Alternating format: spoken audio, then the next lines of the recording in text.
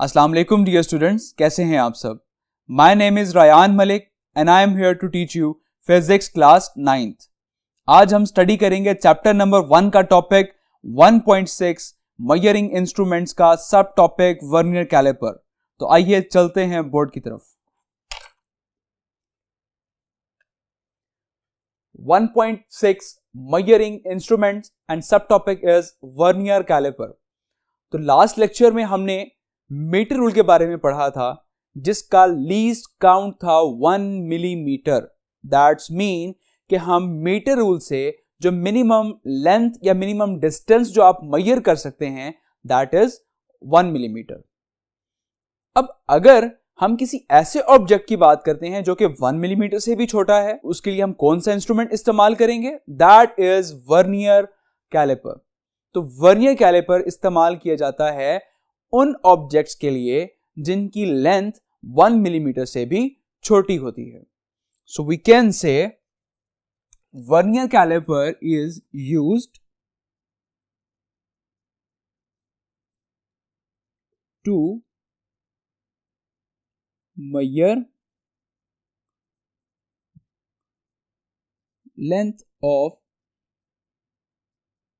small objects and inner and outer diameter।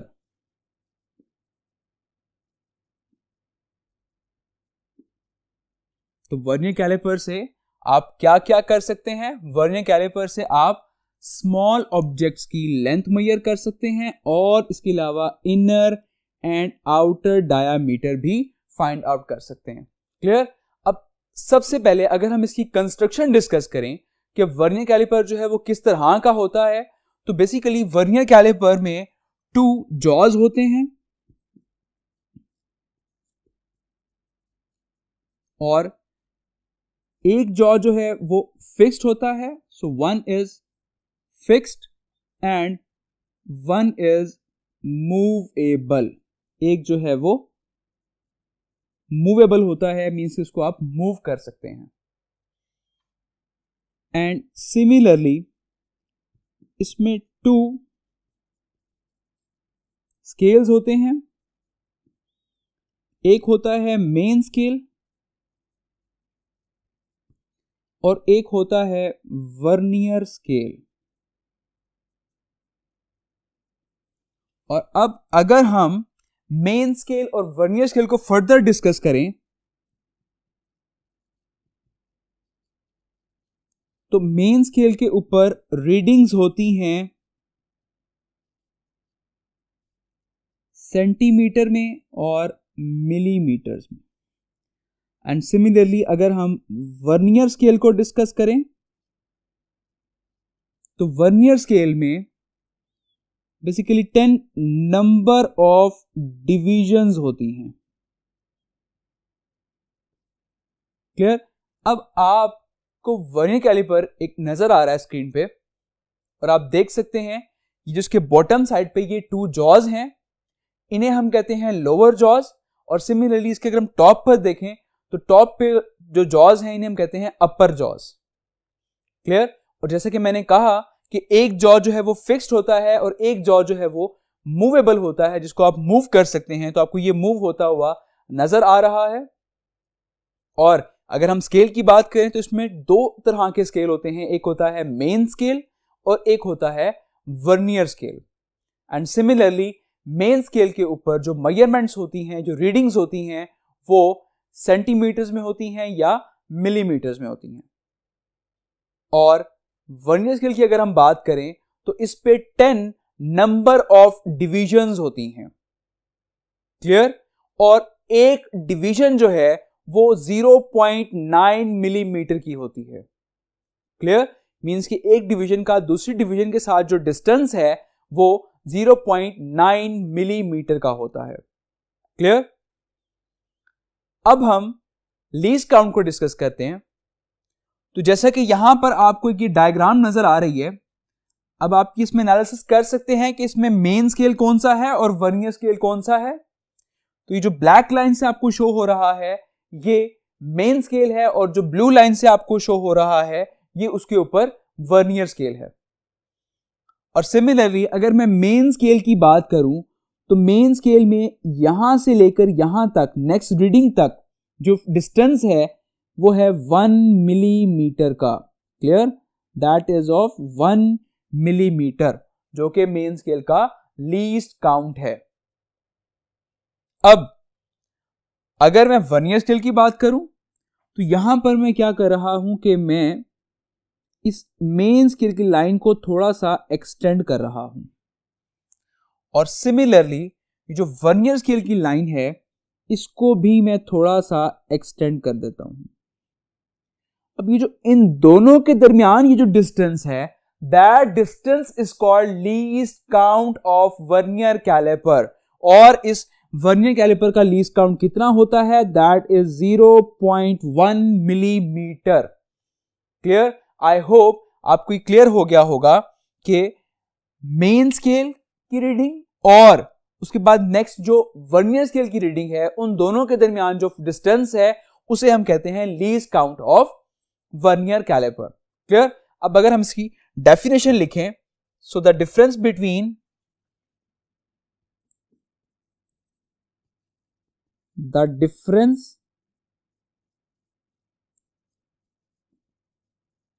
Between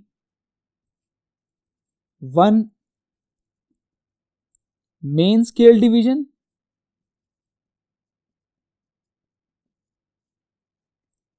and one vernier scale division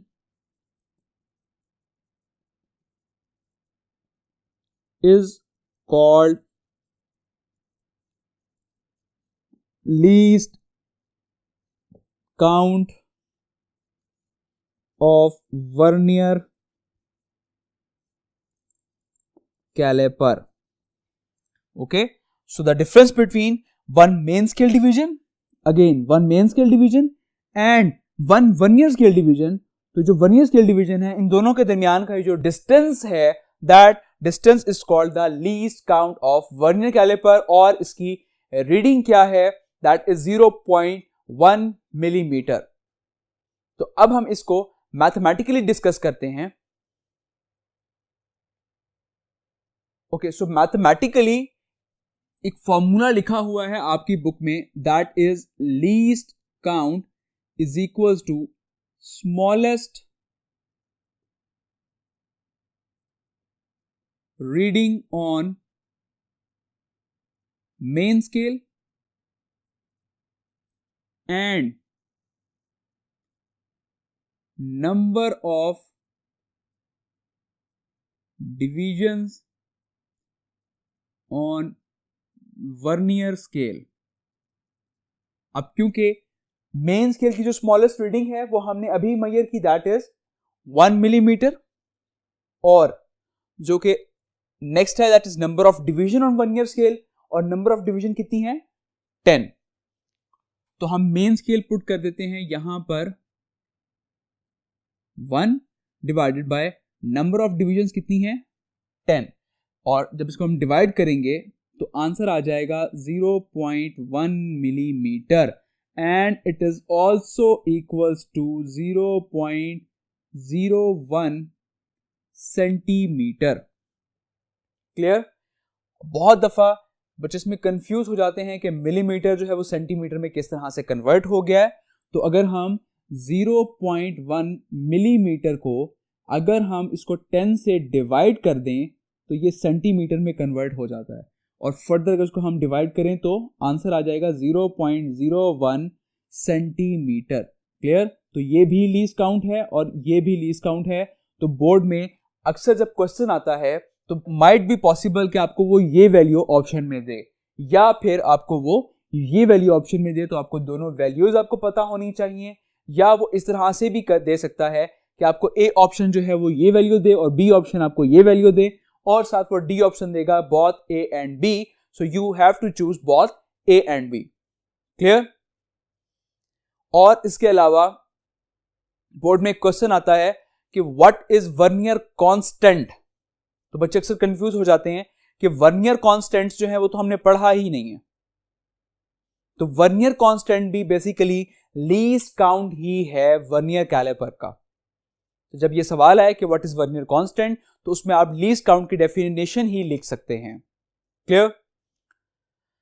now discuss the working of vernier calliper. तो अब जैसा कि मैंने आपसे discuss किया था कि हम वर्नियर कैलिपर से हम स्मॉल ऑब्जेक्ट की लेंथ मेजर कर सकते हैं और इसके अलावा उसका आउटर और इनर डायामीटर मेजर कर सकते हैं।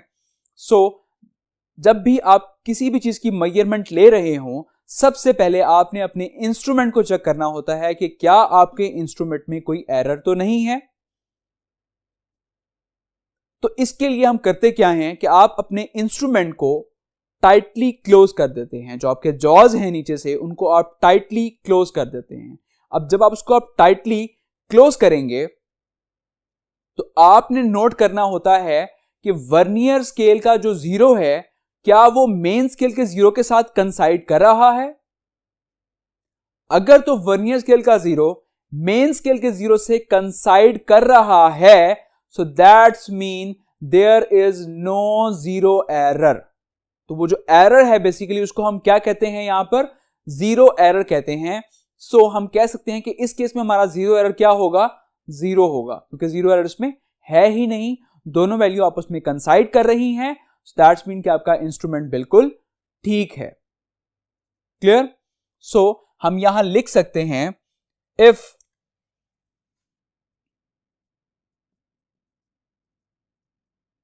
Zero of vernier scale coincide with the zero of main scale,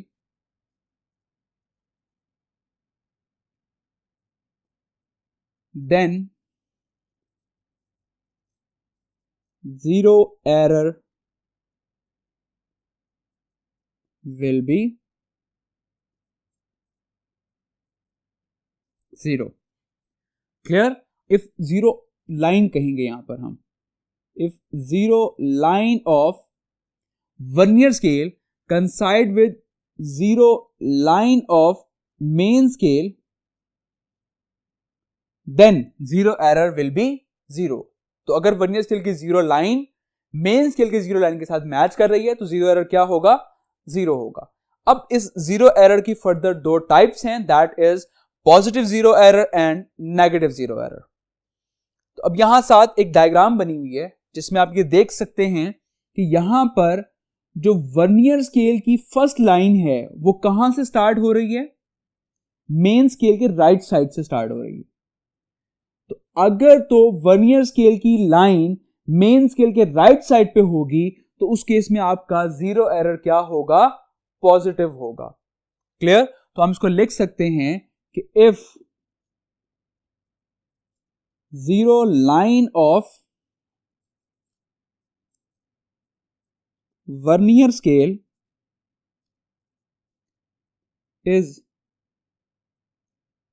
is on right to the zero line of main scale,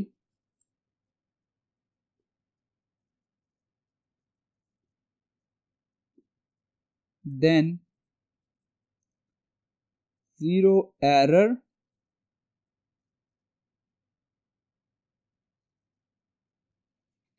will be positive. Clear? Similarly अगर हम नेगेटिव जीरो एरर को discuss करें तो अब आप यहां देख सकते हैं कि इसकी जो वर्नियर स्केल की जो फर्स्ट लाइन है वो मेन स्केल के लेफ्ट साइड पर है। सो दैट्स व्हाई इस केस में जीरो एरर क्या होगा, आपका नेगेटिव होगा। So we can say if zero line of vernier scale is on left to the zero of main scale, then zero error will be positive. Clear? Similarly अगर हम negative zero error को discuss करें तो अब आप यहां देख सकते हैं कि इसकी जो वर्नियर स्केल की जो फर्स्ट लाइन है वो मेन स्केल के लेफ्ट साइड पर है। सो दैट्स वाई इस केस में जीरो एरर क्या होगा, आपका नेगेटिव होगा। So we can say if zero line of vernier scale is on left to the zero of left to the zero line of main scale, then zero error will be negative. Okay, clear? I hope आपको ये दोनों definitions समझ आ गई होंगी। अब हमने zero error तो find कर लिया, जीरो एरर पॉजिटिव है या जीरो एरर नेगेटिव है, दैट्स मीन कि हमारे इंस्ट्रूमेंट में कोई ना कोई एरर तो है।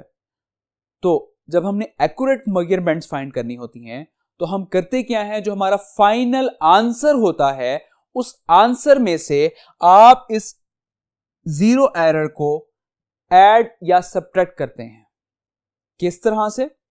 अगर तो आपका जीरो एरर पॉजिटिव होगा तो इसको आप अपने फाइनल आंसर में से सब्ट्रैक्ट करेंगे, क्लियर? और अगर तो आपका जीरो एरर नेगेटिव होगा तो आप इसको फाइनल आंसर में ऐड करेंगे। ओके, सो ये जो करेक्शंस हम कर रहे हैं अपने फाइनल आंसर के अंदर, these corrections are called zero correction. Clear? Zero correction क्या है कि जब आपको जीरो एरर मालूम हो जाए, after knowing the zero error, ठीक है, तो हम फिर अपने जीरो एरर को ऐड या सब्ट्रैक्ट करते हैं अपने फाइनल आंसर में से। So it is called zero correction. और जीरो करेक्शन को हम इस तरह से भी कह सकते हैं कि zero correction is negative of zero error. Okay, so we can say that zero correction is negative of zero error. Clear? I hope आपको जीरो एरर और जीरो करेक्शन का डिफरेंस क्लियर हो गया होगा और आपको वर्नियर कैलिपर की construction भी समझ आ गई होगी और इसका लीस्ट काउंट भी क्लियर हो गया होगा। अब हम एक छोटी सी एग्जाम्पल करते हैं और उस एग्जाम्पल करने के बाद आपको यह भी मालूम हो जाएगा कि हम वर्नियर कैलिपर से हम किस तरह किसी चीज का डायामीटर मालूम कर सकते हैं। क्लियर? सो आपकी बुक की ही एक एग्जाम्पल है, example number 1.1, find the diameter of a cylinder placed between the outer jaws of vernier calliper. तो एक डायामीटर, एक सिलेंडर जो है उसका हमने फाइंड करना है और उसको प्लेस कर दिया गया है वर्नियर कैलिपर के जो लोअर जॉज हैं बेसिकली, वहां उसको प्लेस कर दिया गया है। So now the solution is, अब फर्स्ट ऑफ ऑल हम करेंगे क्या, हम उस इंस्ट्रूमेंट में से जीरो एरर फाइंड करेंगे।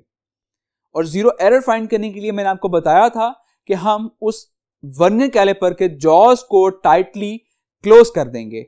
अब क्लोज करने के बाद लेट्स सपोज कि उसमें एरर है, दैट्स मीन के zero line of vernier calliper and zero line of main scales are not coinciding with each other. जब आपस में नहीं मिल रही तो वहां एरर है। अब हम बात ये करते हैं कि वहां पर एरर कौन सा है। तो लेट्स सपोज हमने ये कह दिया कि वहां पर वो पॉजिटिव एरर है। और पॉजिटिव एरर का मतलब क्या होता है कि आपका वर्नियर स्केल जो है वो अब राइट साइड पर है। क्लियर? तो अब सबसे पहले हम करेंगे क्या, हम अपनी मेन स्केल की रीडिंग देखेंगे कि आपके मेन स्केल पे कितनी रीडिंग शो हो रही है। ओके, वर्नियर कैलिपर जहां से अब स्टार्ट हो रहा है, ठीक है, अब आप यहां से देख सकते हैं कि अब मेन स्केल की रीडिंग यहां पर क्या है, जस्ट 0.0 सेंटीमीटर। ओके, अब सिमिलरली अब हमने वर्नियर स्केल की रीडिंग मेजर करनी है। तो वर्नियर स्केल पे आपने उस लाइन को देखना है जो लाइन एग्जैक्टली कंसाइड कर रही होगी मेन स्केल के साथ। तो अब एग्जांपल के अकॉर्डिंग सॉल्व करते हैं कि जैसे कि एग्जांपल में कहा गया है कि 7th डिवीजन जो है वो एग्जैक्टली कंसाइड कर रही है मेन स्केल के साथ। सो आप अपनी 7th डिवीजन को मल्टीप्लाई करवा देंगे लीस्ट काउंट के साथ, और लीस्ट काउंट क्या है, दैट इज 0.01 सेंटीमीटर। जब इसको आप मल्टीप्लाई करवाएंगे तो आपका आंसर आ जाएगा 0.07 सेंटीमीटर। तो अब हमने दो रीडिंग्स फाइंड की, एक हमने रीडिंग फाइंड की मेन स्केल की और एक हमने रीडिंग फाइंड की वर्नियर स्केल की। अब इन दोनों रीडिंग्स को हम ऐड कर देंगे और आपके पास एक जीरो एरर आ जाएगा।